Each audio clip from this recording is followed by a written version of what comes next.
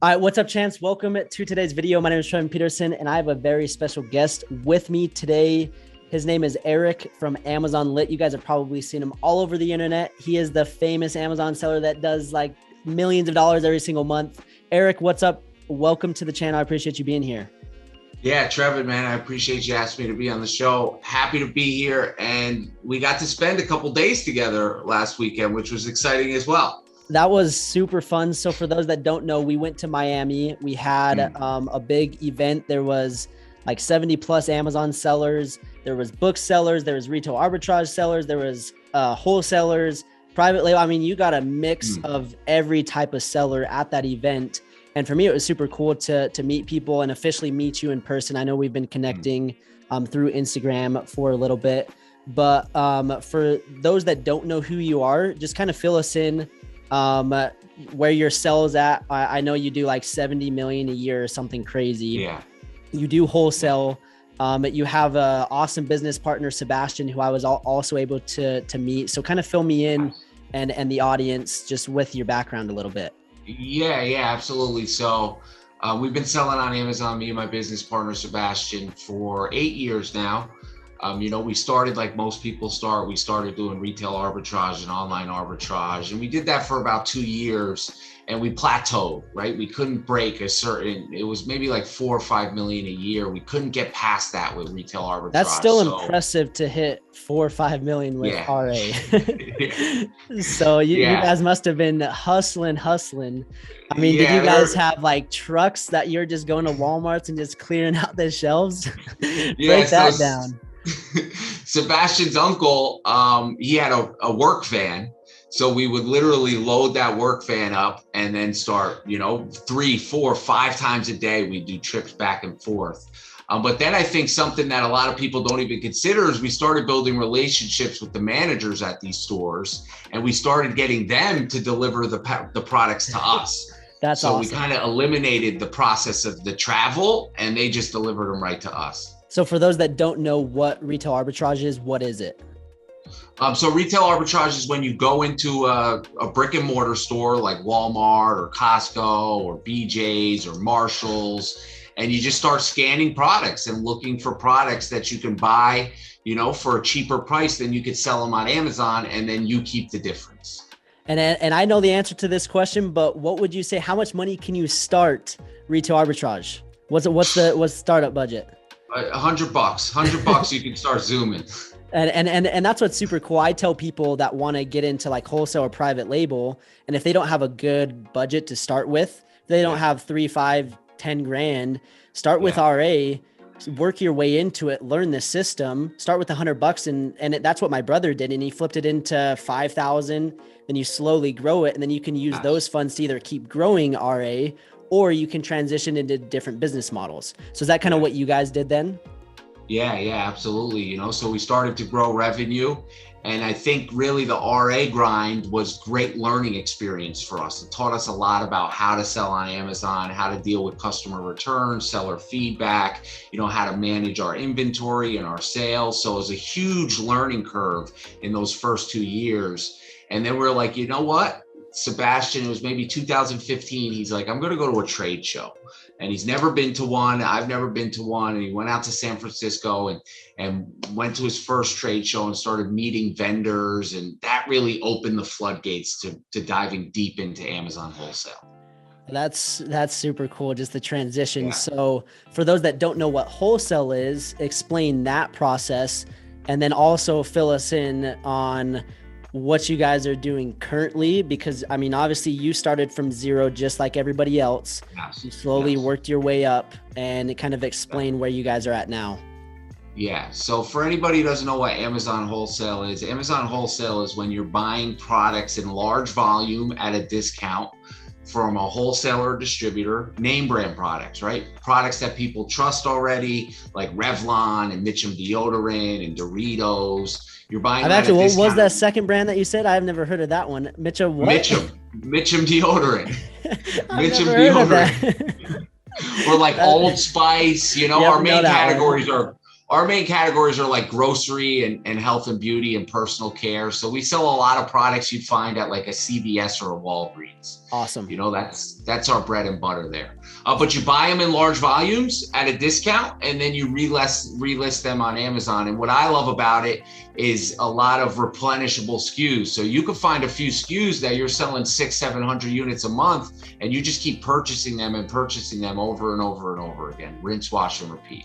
So one big question that I have is it difficult to find a supplier that, I mean, you're working with these big name brand products. What's the reasoning for them not to just list it on Amazon themselves, then selling it to somebody like you? Yeah. Well, anybody who sells on Amazon knows that selling on Amazon, it's not passive income, right? It's a lot of work to get the products, whether you're doing private label, RA, wholesale, scanning books, it's a lot of work to get it going. So a lot of these companies, they don't want to focus on that.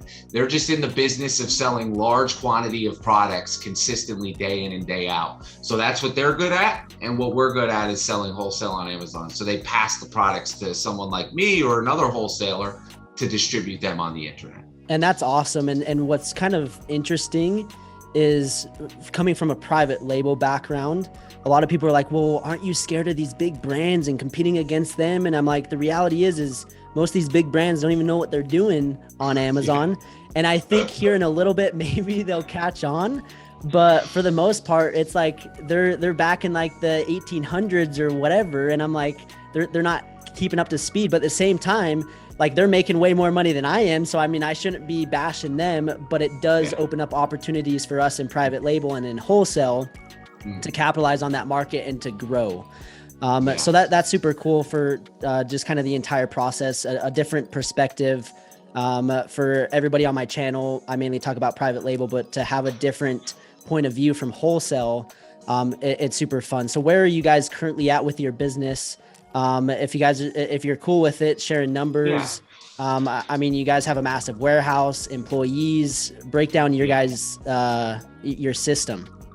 Yeah. So right now we have about 48 employees in northern New Jersey. We operate out of a 20,000 square foot warehouse, and we're averaging about $4 million in sales monthly. That's awesome. And it's continuing to grow, which is mind blowing to me. Every single month, our business continues to grow because we continue to innovate. And I think a goal in any industry on Amazon, whether it's private label, wholesale, you got to stay ahead of the curve, right? Because Amazon's always making changes to their TOS. So you got to be staying on top of that and really just moving forward in your business. And I promise you, if you keep doing that, you will be successful. So for a lot of people hearing, okay, I got a 20,000 square foot warehouse, I got 48 employees, we're doing 4 million a month. Like, a lot of times that can overwhelm people.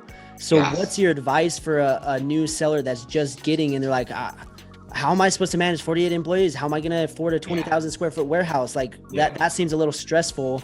What's your advice? Yeah, well, when we first got started, it was just Sebastian originally, and then he brought me on. So like, you can't think that far into the future, right? I didn't even think 8 years ago that 8 years later we would have this many employees and be one of the largest Amazon sellers in the world. That just never even crossed my mind. So my advice to anybody who's just getting started is take it one day at a time. Don't overwhelm yourself. Take a little bit of action every single day, and that little bit of action will build on each other and build up until you look back in 12 months and you're like, wow, I really created a great business here. And that's sometimes people just worry about things that they don't need to worry about. Yes. I mean, yes. I see people that are worried about taxes, and I'm like, just make money first and then worry about taxes. Like, they're like, oh, I don't know what to do about taxes. And I'm like, well, have you made any money? And they're like, no. And I'm like, don't worry about it then. Start making money and then worry about taxes. So another question that I'd like to ask you is, what is something that are requirements in order to start?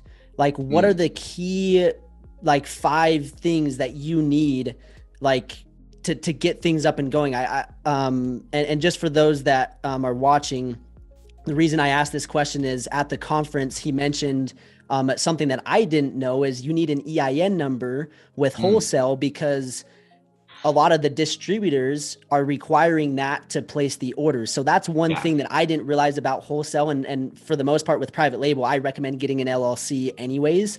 So that doesn't really matter. But what are things like that you need right now in order to get going? Yeah, so it's pretty straightforward. The only thing you need is an Amazon account and, like you said, an EIN, which you get when you register a business in any state in the United States. So you can have access to that information. And then you need some willingness to learn, right? And I think it's important of something that you need, which is like, don't get caught in the analysis paralysis. Like, it's important just to learn a little bit and then take action on it, because you're going to gain a lot more value from the experience of actually doing it than watching 400 YouTube videos on how to do it. And I've seen that with a lot of people. They'll spend hours and months and even years. I've talked to people, they're like, I've been looking and watching videos or your videos for the last year, and I still haven't started. I'm like, what are you doing? Like sitting there behind a screen watching somebody. I understand it's important. So like videos like this that we're making are super important for people to watch, but it comes to a certain point where you just got to take action. 100%. And the last thing I would say is, initially, to grow a wholesale business, if you're looking to start there, or you're already doing another form of Amazon and you're trying to move make some sales doing wholesale, you need distributors, So I encourage anybody who's looking for some wholesale accounts, you should be reaching out to at minimum 30 to 50 distributors a week for at least a couple weeks in a row. So it's a numbers game. And what would you say the average, like the most common question that I get with private label, how much money do I need to get started? What's your response to that? $3,000 to $5,000 would be the recommended optimal amount. You can start with less. More is always better, but that is like the average starting amount. And that's what I tell people as well with private label. If you have 10, 20 grand, I mean, you just have more options. You have more flexibility. You have more power, the more money you have. One last question that I want to ask about wholesale, just because I don't 100% understand the entire business model. At what point do you need a warehouse? Is it necessary to have a place to send inventory first? I know you mentioned you can find distributors that can send it directly to Amazon. Is that preferred? What's your options there? So, when we first started this business, the first about 15 months, we were doing wholesale out of Sebastian's basement. So, it was just all sold right out of his home. So it's not a requirement, but in order to grow your business to the next level, if you're spending a lot of money on using prep services like third-party prep and pack centers, or you're spending a lot of money using Amazon prep services, then you have to reconsider your business model and be like, you know what? If I was to get a 2,000 square foot warehouse, I could actually make a lot more money, and I can control the quality of the product being produced and packaged and sent to Amazon. So it's a numbers thing. You got to know your numbers. And with wholesale, are there certain softwares that you recommend that you need to help with product research? And that's another thing that I don't even really understand. Like, explain a little bit about product research and what you're looking for in products that you're trying to find. So as far as software, Keep is a must. You also would need like a UPC scraper, which is a software where you upload a distributor's catalog and you set prerequisites like your minimum profit, your maximum rank, your minimum rank, kind of what you're looking for in a product. And it sorts out all the results of products that only meet those requirements. So like the one we use is Scan Unlimited. It's a great program. And then you're going to need an Amazon calculator. I recommend using AZ Insight, which is a company owned by Ace and Zen, because it lets you know if the product's a hazmat, it lets you know if it's oversized, lets you know if it's meltable. It gives you the dimensions, the UPC, all that pertinent information that's needed to scale. But when you're looking at prerequisites to buy, you should be looking right around $3 at a minimum purchase profit per item. You can go a little less if you're really trying to scale. But the way I see it is volume, right? If I could sell 1,000 products a month at $3 profit, that's $3,000 in gross profit a month. But if I can sell 30,000 units a month at $3 profit, now you're talking 90 grand a month. Yep. Now, you go to 50,000 units a month. It's just a numbers game. Got it. So that's awesome. Really cool insight. I know that was a lot of information for kind of people to take in that are just getting into Amazon, the wholesale. Maybe throw in a plug. What's the best way to reach out to you? You guys have a YouTube channel, right? Yeah. We have a YouTube channel. So the best way would just be in the comments on YouTube, or you could send us a message on Instagram at Amazon_lit. Yeah. Well, that's super awesome. I appreciate you being on the call. I want to wrap up the call asking you 2 questions. For those that don't know, Amazon Lit, that's I guess what I call you guys, Eric and Sebastian, this big conglomerate of massive-ness. Anyways, they do wholesale, but they also have about 10 private label products. Yeah. So what would be your advice to a private label seller? What's something that you like about private label? What's your guys' strategy with private label? Why are you guys launching some private label products? Yeah, absolutely. So, once we started generating some money from our Amazon business, we set aside some money to invest in some private label products. And what we looked for was, a market that wasn't super competitive. There wasn't, 50 sellers with thousands and thousands of reviews. And we looked for an opportunity where we could enhance a current product, a lot like what you talked about at the event in Miami. Yep. So one of our best selling products, we've been selling it for about 4 years. It's a health and household product. And something that we did kind of outside of the box was we were getting it produced in China for years. And then the whole COVID thing happened. And what we did was we actually started reaching out to manufacturers here in the United States. And now we have the manufacturer only about an hour away from us, which is great because we get to visit their warehouse. And, they produce the product and it's the same price because we're not paying for shipping. Now, it's not always the case, but for us, it just happened to work out perfectly. Yeah, that's super cool. One thing that we talked quite a bit at the Miami event was diversification. Yes. A lot of people ask me, hey, why am I doing YouTube? Why do I have a second Amazon account? Why am I investing in real estate? Why am I launching more products? It's all about diversification. And if one thing happens to one SKU or one thing happens to one product or one thing happens to one Amazon account, you have other revenue streams that you can then live off of, use that money to then go create another avenue. So touch on that, of the importance of, you always mention this, you're always innovating. That's how you've been able to scale. You haven't just been sitting around doing nothing. Why is that so important? And what can you tell the audience about that? It's crucial. So, for anybody who knows who we are, I'm not other than when I travel, like my day-to-day cars, like a Nissan Altima, I own it, like I rent an apartment, like all that fancy stuff, like I could take it or leave it. So what I do is I take the money that I make from Amazon and I dump it into things like cryptocurrency and the stock market and real estate, and I'm also growing other streams of revenue through our consulting services and our software services. So it's important, like you said, Trevin, not to have all your eggs in one basket. Yeah. And I can't stress that enough. It's been awesome to be able to have multiple streams of income. And that's something that I'm just getting into. I've been dabbling around with crypto for the last couple years, have made an insane amount of money with that. Now I'm getting into real estate. And that's what's really cool about an Amazon business is it's basically kind of like a cash printing machine that then you can use it to continue to grow that business or use it as leverage to grow other avenues of different income. So for anybody watching this that is at that point in their business where they got a lot of cash coming in, don't let it just sit there and do nothing. Make it work for you.